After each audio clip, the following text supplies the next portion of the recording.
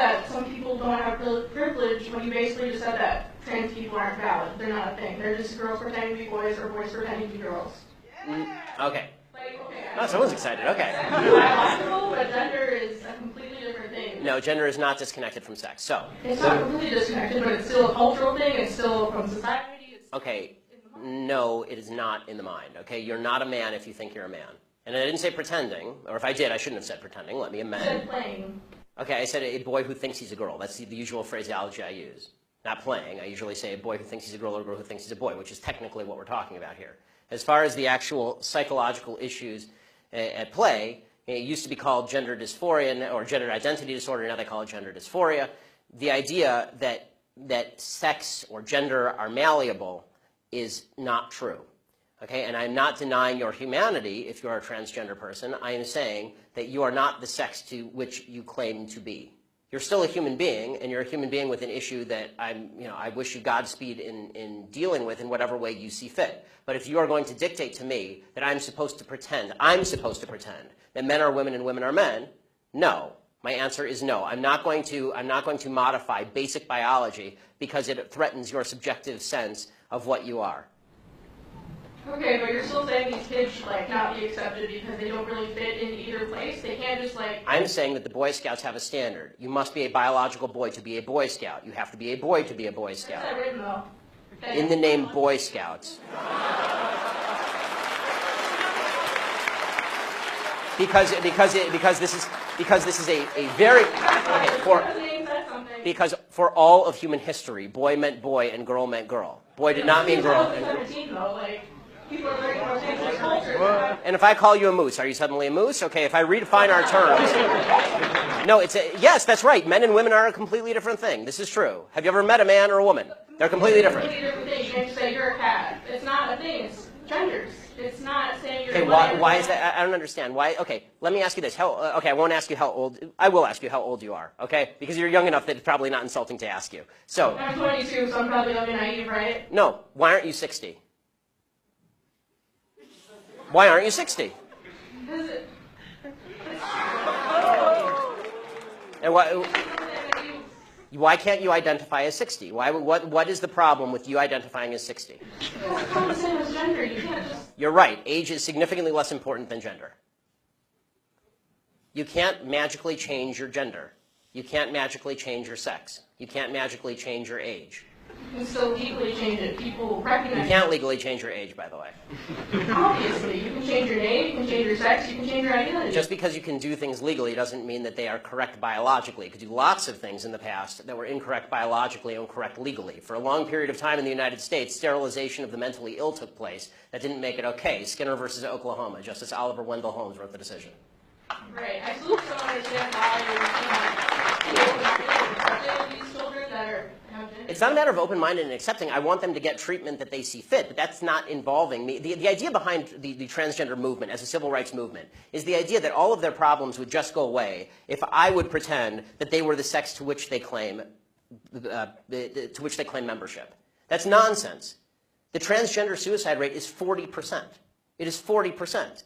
And according to the Anderson School at UCLA, it makes no difference. There's a study that came out last year. It makes no difference, virtually no difference, statistically speaking, as to whether people recognize you as a transgender person or not, which suggests there's a very high comorbidity between transgenderism, whatever that mental state may be, and suicidality. That has nothing to do with how society treats you. Do you think it could be because of they're bullied at school? No, I don't think that. I do not think that the discrepancy. I do not think the discrepancy. First of all, I'm against bullying of any sort. Okay, the idea that somebody would beat somebody up is terrible. Okay, as somebody who's viciously bullied in high school, I'm not a fan of bullying. But the idea that the normal suicide rate across the United States is 4%. The suicide rate in the transgender community is 40%. The idea that 36% more transgender people are committing suicide because people are mean to them is ridiculous. It's not true, and it's not backed by any science that anyone can cite. It is pure conjecture. In fact, it's not even true that bullying causes suicide, according to a lot of studies.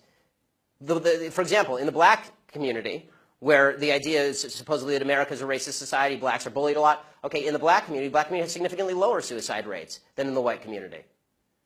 In fact, in third world countries, the suicide rate is significantly lower than in first world countries. Suicide actually seems to be a privilege of the upper classes if you actually look at it from a financial perspective. So the idea that suicidality is directly a result of people like me saying, no, men are not women and women are not men, it's not true. It's also... Do you think it doesn't impact their identity at all, or their depression, or how they feel about themselves? I think the idea that you're going to sacrifice the entire society's proper definition of sex because you think that there is in legal terms, somebody with an eggshell skull, meaning that somebody who has a pre-existing condition that makes them more susceptible to criticism, that is not a way to run a society. You can't sacrifice truth because some people are going to actually suffer because of the truth.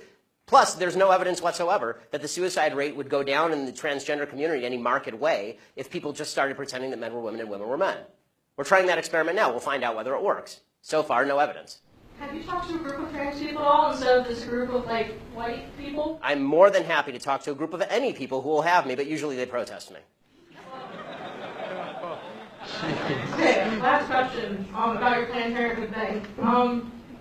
So why do you think it's not about controlling women's bodies and just about the separate life? Like, after the baby is born, how come when people don't care about them? They don't care where they end up in foster care, they don't care about the mother being poor. Like... Okay, I do care about the mother being poor, I do care about foster care. Okay, but why don't you advocate for that, though?